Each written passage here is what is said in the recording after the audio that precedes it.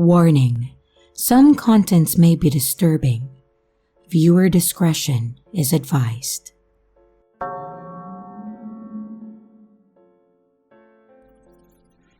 I had a creepy story from a long time ago, and I don't know if it was a paranormal experience or whatever, but it was creepy as hell, and I will never forget it. This happened the night before Halloween back in the 80s. My wife and I had recently gotten married, and we moved away from our parents. We then started renting our own house a bit outside of the city where I grew up in. At this point, we were new to the area, and honestly, I didn't know anyone or where anything was. On this particular night, we decided that we would go for a walk around a couple blocks by where our new home was, and just take in the autumn night views, you know. This night was just before Halloween, so we decided that we would check out some of the more lit up and decorated houses just down the way. We would then make our way back up a couple blocks and then head home after a couple hours of enjoying the night. We got out and then started walking down the street. We were checking out all of the houses that were decorated. There were quite a few that were actually rather well done. Some of them were just pretty basic, but I genuinely appreciated all of the effort that people had put into the holidays aesthetics. We kept going for a while longer than we intended, walking further down the block than what was planned, and then decided that we should probably go ahead and head back. We were about halfway back when we noticed that there was someone standing on the sidewalk and just kind of staring at the street. By this, I mean they were standing there and looking around like they were incredibly lost. As we got closer, we noticed that this person was an old woman, and she was standing in the street in her nightgown with her hair pulled up in curlers. She was not ready to go out for a nightly stroll. She looked like she was ready for bed. We approached her, and she looked at us like we were old friends and she hadn't seen us in a while. Her face lit up, and then she smiled at us. And right about then, it kind of hit me what was going on.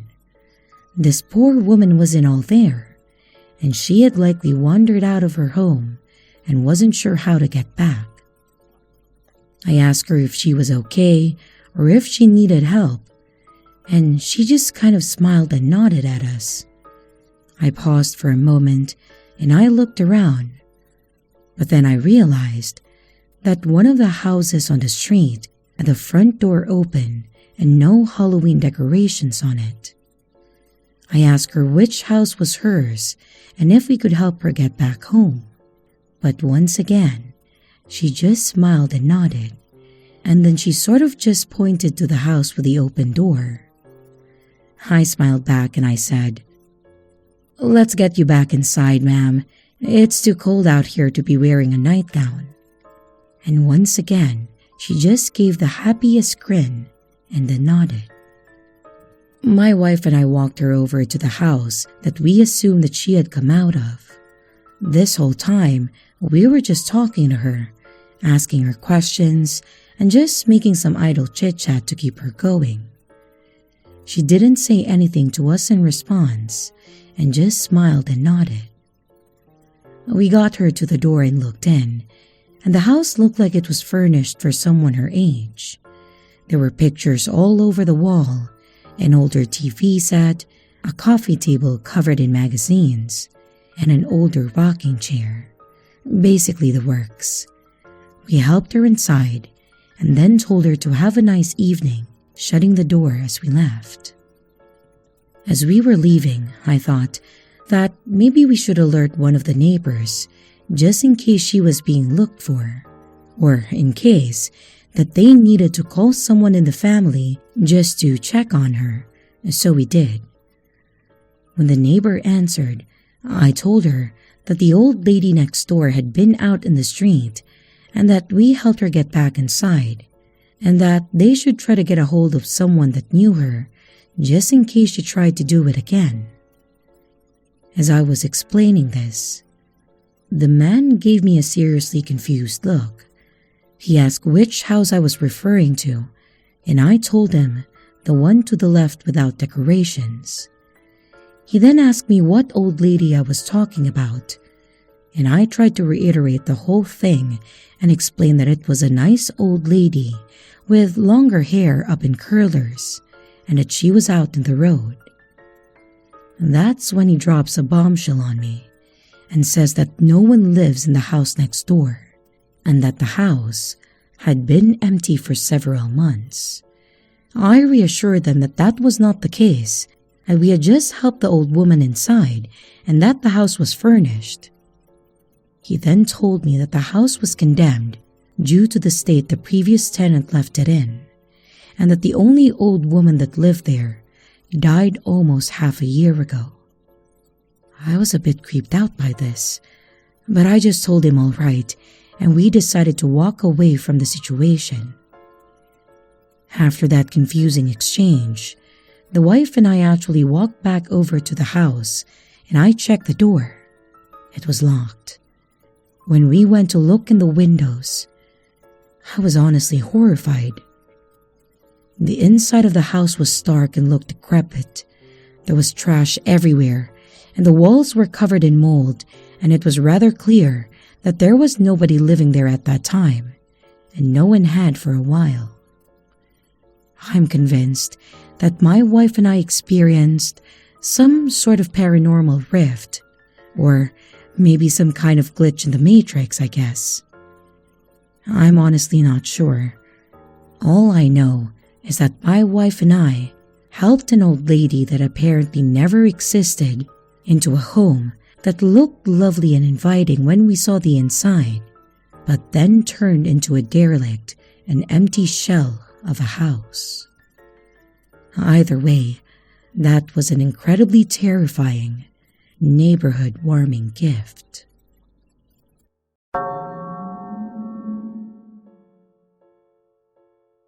October 29th, 2021. I am writing this only a few hours after everything has happened. Now that I've calmed down and the sun is coming up, I feel somewhat safer. Last night I was lying in bed, doing some reading before I went to sleep. I feel that it's important to clarify that I live on the outskirts of my town. Still technically in town, but definitely on the edge. I live off the highway that leads into about a 15-mile long stretch of country. Woods, fields, and a few residents, but mostly open highway. So aside from the other tenants in my actual apartment building, it's normally pretty quiet in my area. My building is square with 4 apartments. All of our doors simply face outside. There is no lobby or common area of any kind. My door in particular looks out into a large field that goes uphill. I don't remember the exact time, probably somewhere between 1 and 2 a.m., when someone randomly began banging on my door, which freaks me out at the best of times in broad daylight, but especially in the dead of night. I nervously went to go ask who it was. "It's the police. You need to let me in. Now." Luckily, I watch and listen to a lot of true crime stuff, so I got suspicious real quick. He couldn't tell me why I had to let him in, and he never asked what my name was. He also didn't really sound like a cop, if you know what I mean. Obviously, I was feeling creeped out, so I called 911 to confirm that there was actually an officer at my address. They said there wasn't. At this point, I am full-blown having a panic attack, and I call out through the door that I'm on the phone with the actual police, and the guy just bangs on my door one more time, then stops making any kind of noise. I presume that he had just ran off. They dispatched 2 police cars to my apartment, and the officers took a good look around. Unfortunately, the perpetrator was long gone by this point, and I didn't see him, so I couldn't give a physical description of him or anything. but the cop said two things that made me feel better. One, they would do more patrols in my area over the Halloween weekend. And two, it was likely a Halloween prank, because the bar down the street from my apartment had a party and had just closed not long before this happened. Always trust your instincts, and remember that if you have any doubts about someone claiming to be a police officer, call 911 and confirm that they really are. Both the dispatch and the officers who came to my apartment told me that you're not going to get into any trouble for verifying that you're talking with an actual police officer. This also applies to situations where it's nighttime, so you can't really see if it's a real cop car behind you or not. If you see flashing lights behind you on a back road or in a dark area, put on your hazard lights and call the local police department to make sure it's actually a police car. Better safe than sorry. Anyways, I hope that anonymous man at my door was merely a drunken Halloween prankster and not somebody who had any sinister intentions. Update: November 17th, 2021. I'm going to address a few things because I keep getting comments and messages about them. I'm still fine, by the way, and the incident hasn't reoccurred. But I agree with the sentiment that this wasn't a prank, but someone with malicious intent. It seems that the police were able to scare him off, or they moved on elsewhere. I've also purchased and installed a doorbell camera, as well as an exterior camera that's hidden, so that I won't be caught unaware again.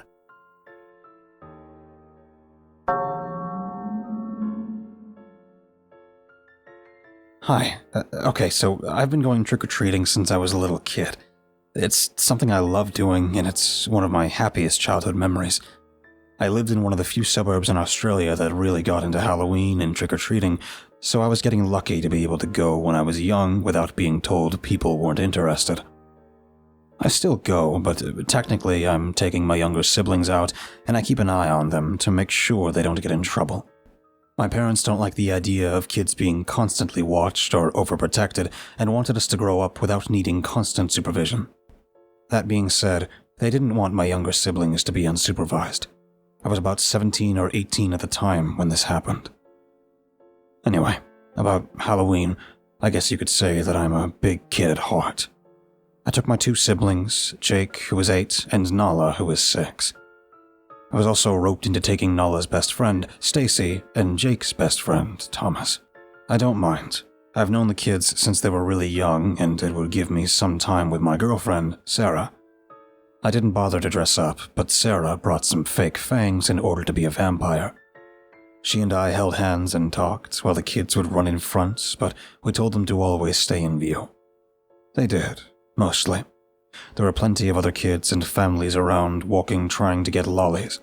Most people were dressed up. We took them from house to house, their bags began to fill up, and every so often they would run back to show us what they got. We got dibs on some tasty lollies, and overall it was a nice night. No rain or anything that would ruin it. My parents told me not to keep them out too late because they needed to make sure they would be ready to go to bed.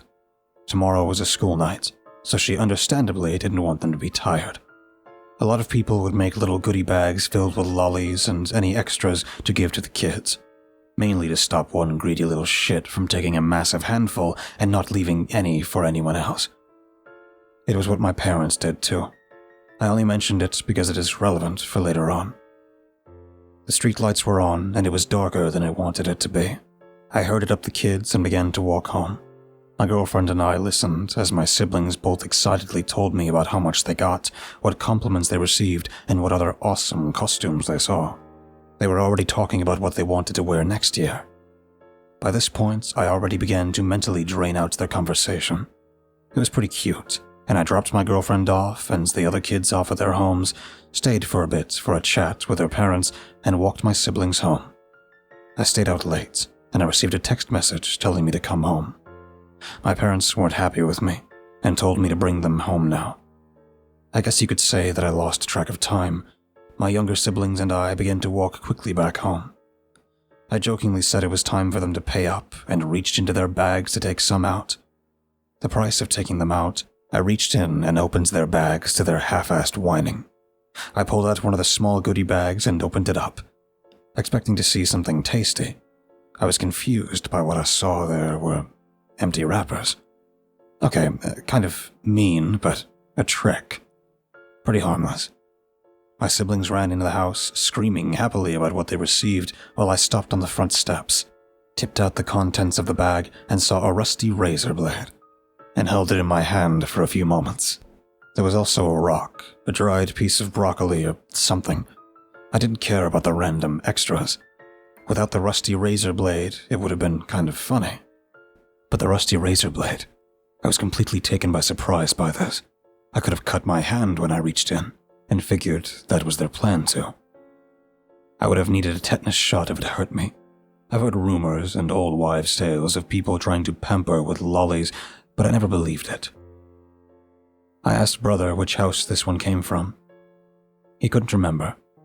I asked my sister. She couldn't remember either.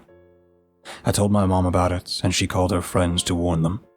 Soon it passed around the grapevine to check the bags. A few other kids had rusty razor blades in their goodie bag along with the other unwanted items.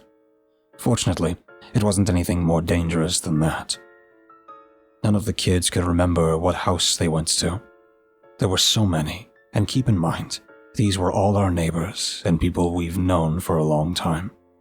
No one could have expected this to happen. Our local suburb went from being a place where kids felt safe to where parents ended up being more careful, even suspicious of each other. I heard about the rumors of razor blades and candy in the USA, but I didn't think it would be happening over here in Australia. From what I know, it never happened again afterwards. So, it was a one-off incident, but the damage was done. My siblings grew out of trick-or-treating and didn't want to go anymore. I haven't heard of any tricks in the bags in the years that followed. I like to think it was just an edgy teenager who wanted to cause some issues. But you never know. I kind of worry sometimes it was some suburban Karen who finally lost it and wanted to lash out at kids. Who knows? Maybe she or whoever it was will start up again someday.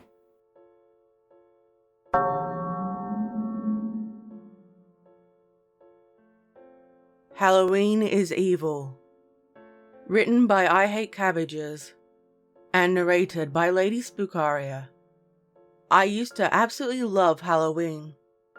I used to go all out with it. Decorations, pumpkin spice lattes, jack-o'-lanterns, anything and everything.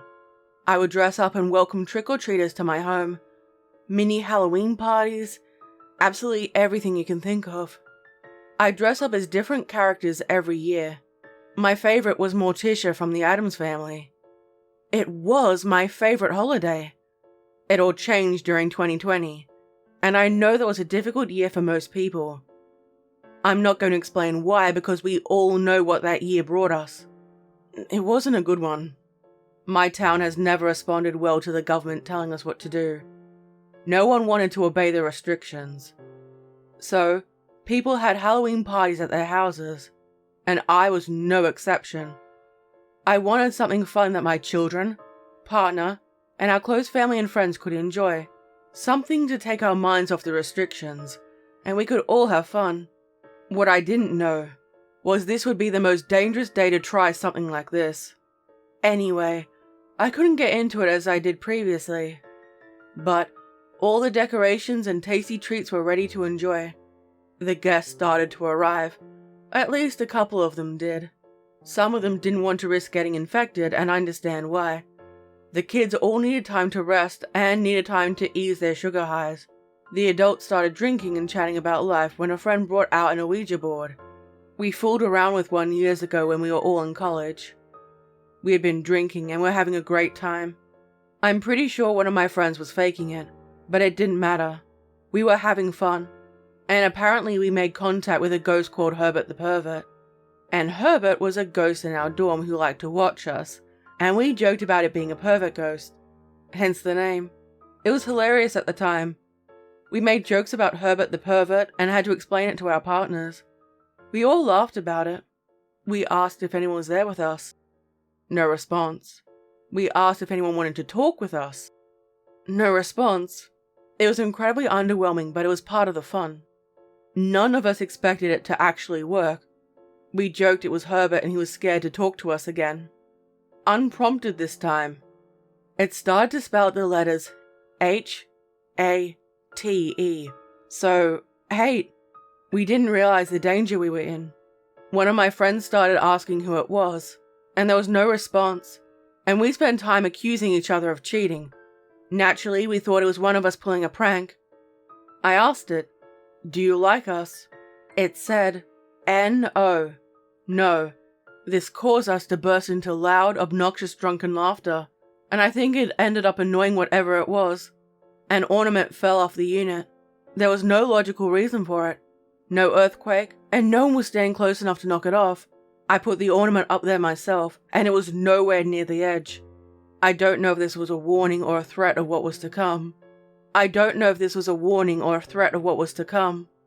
We all shut up after that. One of my friends said we should stop. I thought I saw a black shadow standing in the doorframe watching us. I screamed and told them what I saw. The room was freezing cold, like there was no heating at all. I know it was October, but this was like the chill of winter. The feeling of being watched intensified, and I really didn't like it. It was scary to feel this way in my own home. We closed the session, and things seemed to settle down. We laughed it off, tried to enjoy our evening, and finally I said goodbye to my guests. My husband went to sleep, and I asked him what he thought happened. He said we were all drinking, in the mood for something spooky, and we were all hyping each other up. Basically, we all imagined it, and I don't think he meant to come across the way he did. I didn't like being alone in the house anymore. I felt like I was being watched from the doorways. I hated it. Later, I heard it's because the veil is thinnest on Halloween, or All Hallows Eve. Therefore, communicating with spirits is easiest during this time. I don't know what spirit we were talking to, but it stayed for months afterward. One of my witchy friends did a cleansing and it was gone.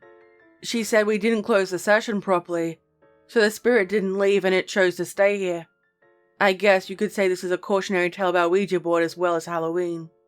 I used to love ghost stories and being scared during movies, but I can't describe how unsettling it was. My friends said they would also feel like they were being watched sometimes. No one was ever physically hurt, so that's a good thing, especially my kids. I don't know what I would have done if it tried to hurt them. Ever since, I haven't celebrated Halloween or used an Ouija board. My kids have asked why we don't do Halloween stuff anymore, and I haven't told them. All I told them was we're just not celebrating it anymore. Unfortunately, it also means we don't get to go trick-or-treating with their friends. Most of my friends didn't take the hard line that I did. I think they're just trying to ignore what happened so they can go on with their lives.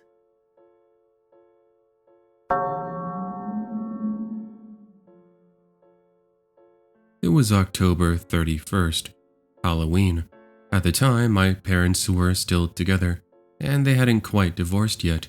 So, me and my siblings stayed with each other. However, my family did this thing where half of us go with my mother, and the other half go with my father. I have 5 siblings, but at this time my little sister wasn't born yet, so it was just 4. Me and my sister, 3 years younger than me, went with my dad, and my little brother and sister went with my mother. I'd called up some friends to ask them if they wanted to go trick-or-treating with me, and only one of my friends said they could make it. Let's just call her Elle. My dad picked up Elle and we drove to this big neighborhood, beautiful houses, so more candy. Me and Elle wandered off while my dad stayed with my sister. I was very hyper, and from time to time would run off and leave my friend behind so I could get more candy and get to everyone's house before Halloween was over. Halfway through trick-or-treating, however, me and Elle walked so far that no more kids were around us. We chatted about school and drama and what we were going to do with our candy, stuff like that. After what I would say was 7 minutes, we heard a scraping sound, like somebody was scraping something on the concrete. We turned around to the sound and saw a person dressed in a killer clown costume who was walking with a bat. Me and Elle were walking in the middle of the street, confused but a little scared. I'd always hated clowns, so I sped up a bit, and so did Elle. We kept turning our heads around to see the clown, and after about 30 seconds, The clown stopped walking and stood there facing us. Now at this point it's quiet and we're very scared, so we told each other we should go meet up with my dad. We whip our heads to see the clown once more, and out of nowhere he starts running, full sprint towards us. We burst out running ourselves, screaming and not even paying attention to where we were running. It was a steep and quiet road, like a back road that used to be in my old apartments. The clown is screaming with us. I did not turn back, but Elle later on told me that the clown was holding his bat up like he was going to hit us. Me and Elle hit a corner that led to a familiar street. We crossed the street without a thought in our heads, and we reached the other side. It was quiet, and we didn't hear any more screaming. He was now gone. He was no longer behind us. After running around, we found my dad and told him everything. He believed us because our tears and screams, and also most likely because we were 9-year-old children, and the look of terror on our faces told the whole story. My worst fear is now there's killer clowns, and forever there's going to be. Me and Elle will never forget that moment and talk about it from time to this day. It traumatized me. Thinking back at it now, the clown might have been a dumbass teenager in a costume trying to scare little kids. Honestly, what a sicko.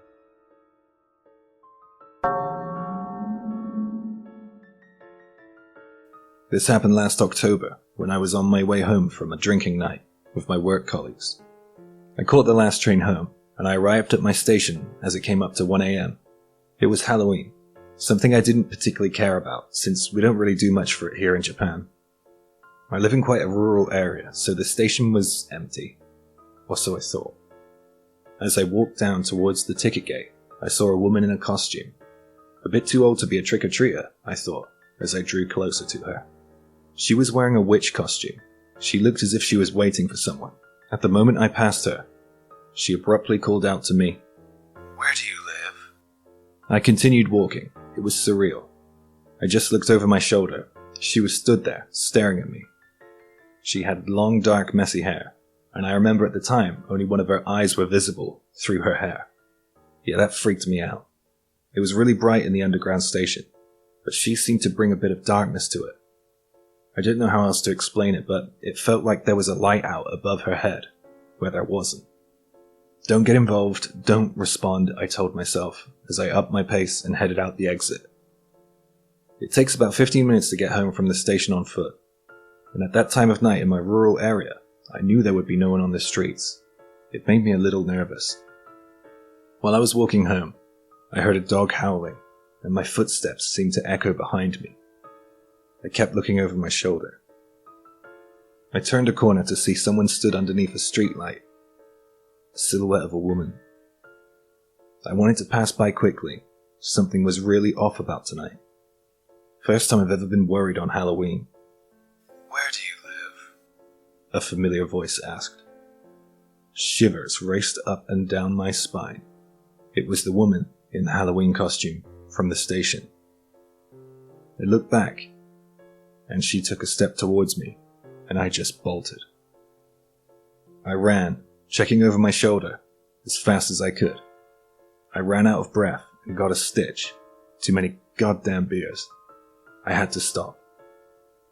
I was in a dark alley. I looked back. I couldn't see that woman anymore. I walked down the alley, relieved. "Where do you live?" I froze in place. What the hell was happening? I was shaking. I couldn't see her at all this time. I didn't even hear her coming. It sounded as if she was directly above me. I spun around in all directions. I was really panicking now. I shut my eyes for a second, and when I opened them, I saw her slowly walking towards me. "Where do you live?" Why? Why is this happening?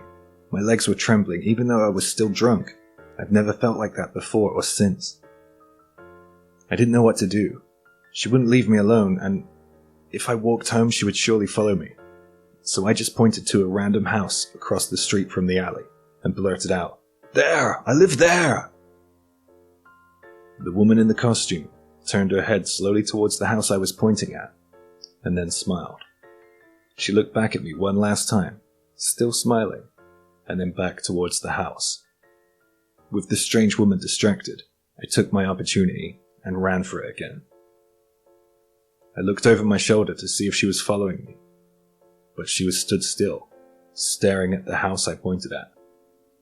She was so creepy. Was this some kind of Halloween prank? I had no idea, but I didn't want to find out.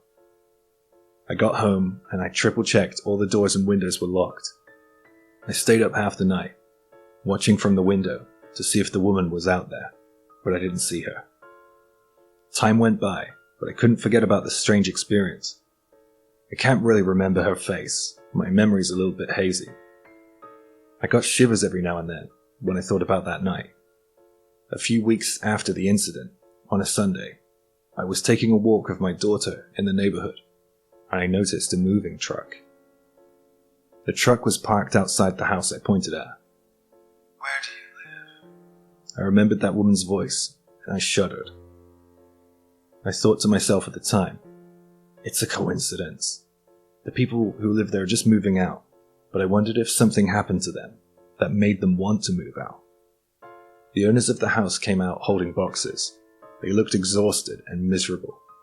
I guess something could have happened. In the house, I saw the silhouette of a woman. No, couldn't be that woman, could it? It could. I just couldn't be sure. I grabbed my child's hand and started to walk away. I don't go anywhere near that house now.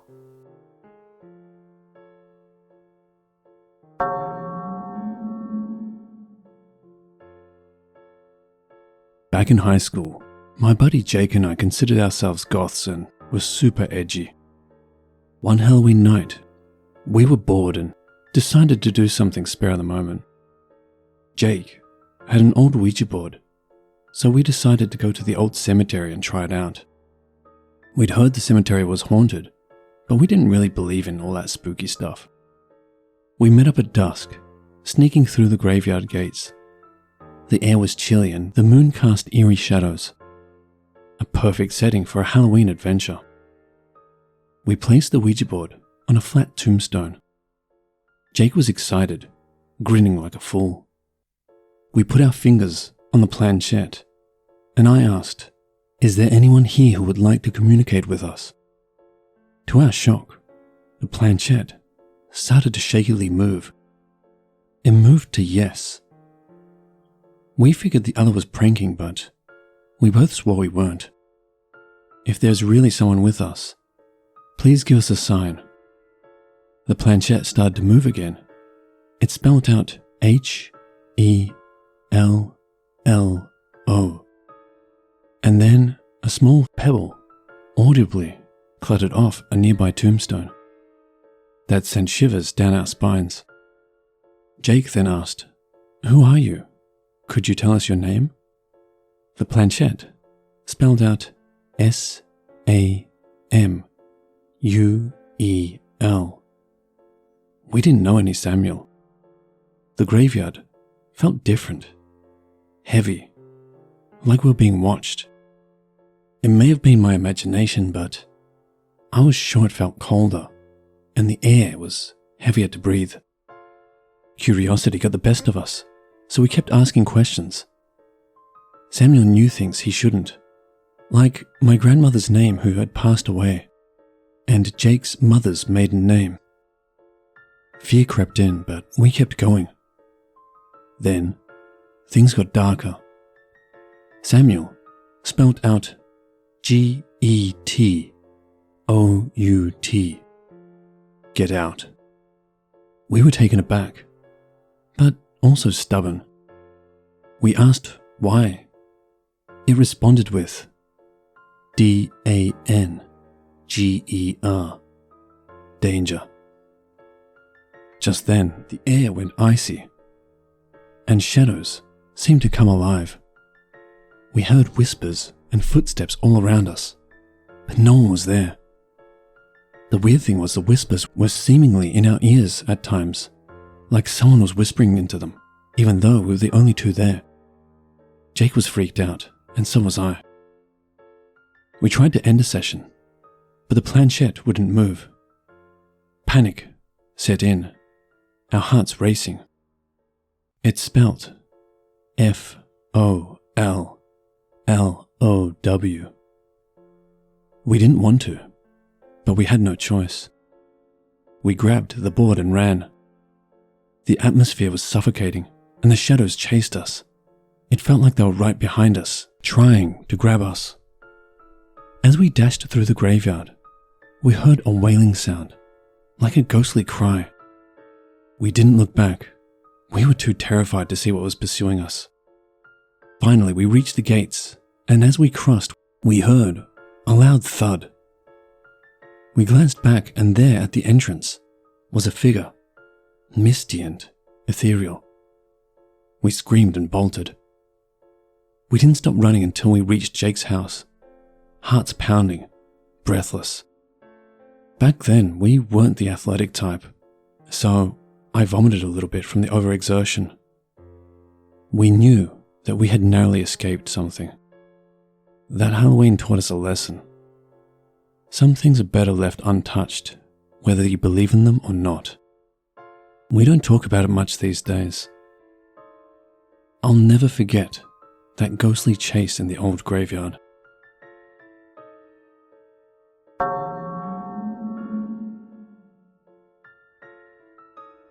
I have a short but honestly terrifying story that happened to me about 15 years ago on Halloween night. For some background, I live in a fairly decent little town outside of a major city. It's more of a growing suburb than anything, and it's mostly pretty quiet. At the time of this story, I was 28 and my son was just turning 8, so he was at that age where he still needed my help with a lot of things, but he was wanting to be more independent, so I was doing my best not to smother him. I was still doing what I could to make sure he was doing things right and didn't need my help. I'd raised him myself without his father, so it was tough, but it's part of being a parent. On this particular Halloween, he wanted to go trick-or-treating, and I, of course, was going to go with him. But he also didn't want me hovering over him. He was, in his words, big enough to go to the door alone and knock. It was also rather cold and wet that year, so he and I made a compromise. I would drive the car to each road and direct him which houses to go to, and would watch him from the car, and he would get to do it all himself unless he physically needed help. I would drive him to each street, and we would do this until he got tired, or it got too late. For most of the night, things went smoothly. He was pretty happy to be walking between the houses on his own. I was happy that I was able to watch him and not upset him. He would go to the houses, say trick or treat, and if they would ask where his parents were, he would tell them that his mom was watching him from the car because he didn't need help. Most of the older people would laugh at his comments. Some of the younger ones, I think, had an issue with it, but we were both happy, so whatever. Every time he would get in the car, he would show me his bag and what they had given him, and would tell me that he was having a lot of fun. So, it was a great night. However, on one street, things went from really fun to actually quite terrifying. We'd pulled up on the street and everything looked normal. A few of the houses were dark and there weren't many trick-or-treaters, but I figured that was more because of the time than anything. It was getting late. There were a few houses with their lights on, so I told him to go to the 3 houses and to come back to the car, and then we would make a game plan from there. He said okay, hopped out of the car, and started to go to the first house. As soon as I watched him go to the first house and then make his way to the second, I felt something cold hit the side of my head. I started to look over toward whatever it was, but it clicked pretty fast. There was a guy dressed in all black, holding a gun to the side of my head, and he very quickly told me to get out of the car and not make a scene. I was obviously panicking, My son was at one of the houses and he was going to come back to the car soon, so I wasn't going to do anything to make this guy want to pull the trigger. I told him okay, and that I would do whatever he was asking, and I opened the door and stepped out. As soon as my feet hit the pavement, he shoved me off to the side and jumped into the car, and then took off down the road going way too fast. Thankfully, there weren't many people on this road at the time because, with how fast he was going, he would not have been able to stop if a child had walked out into the street. I stood up, still freaking out, and I immediately ran over to the house that my son was at. He was still getting candy from them when I walked up, and the old man at the door looked up and smiled, asking if I was his mother. I said that I was, and I think that he realized something was wrong right away, based on my tone. I started to tell him what had just happened, and as soon as I said it, I pretty much started bawling. He told me to come inside, so the two of us stepped in, and he said that he would call the police. His wife came over and asked what had happened, and he told her, and honestly, the whole thing was such a terrifying and embarrassing mess. Here I was, with my 8-year-old son, in some random old couple's house crying my eyes out because some rando had just carjacked me. Of course, my brain was sifting through those anxious thoughts about how it would have gone if my son was in the car at the time, how it would have traumatized him, all that. They called the cops, and the old lady got some water for myself and my son, and we sat there while we held a pretty nice conversation with them. She actually gave him the rest of the candy, and they shut off their light, and then she showed him how to crochet or knit. I don't really remember. He was entertained, and thankfully didn't really understand the whole situation beyond something bad had happened. When the cops got there, I gave them all the information that I had on the guy, but I didn't really see his face. I did see the logo on his jacket, and I gave them all the information on my car, of course. After they left, the old man said that he would take the two of us home. Thankfully, I had a spare key hidden in the front yard, so we could at least get into the house. The whole time, I was apologizing to the man for the inconvenience, and he just told me that he was happy to help, and was sorry that the whole thing had happened. After we got home, my son wanted to stay up and watch some scary movies, and as much as I wanted to tell him no because it was late, I just said screw it and let him enjoy the night. I ended up falling asleep on the couch while he was watching some creepy movie, and the next morning when I woke up, he was passed out on the floor with candy wrappers everywhere. I ended up calling him out of school that next day, and I called out of work so that we could just hang out together at the house, since I knew he wasn't going to be up to going to school, and I wasn't really in the right mindset to go to work. To wrap this up, they did find my car after a few days, but they never found the guy.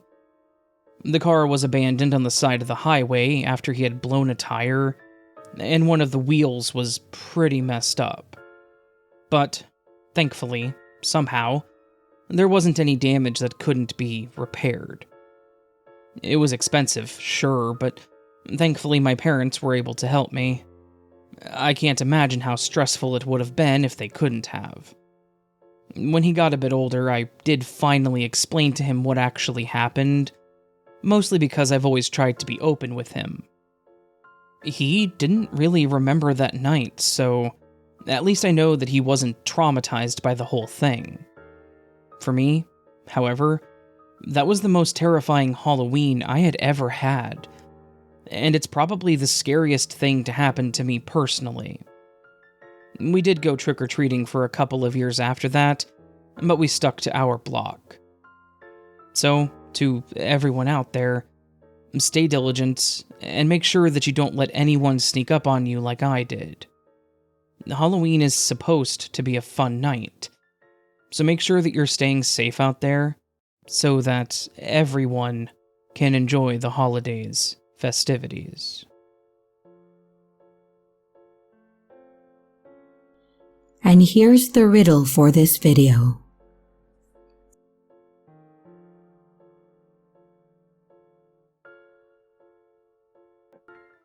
Hello everyone, it's your creepy sister here. Thank you so much for watching the video. I really appreciate each and every one of you.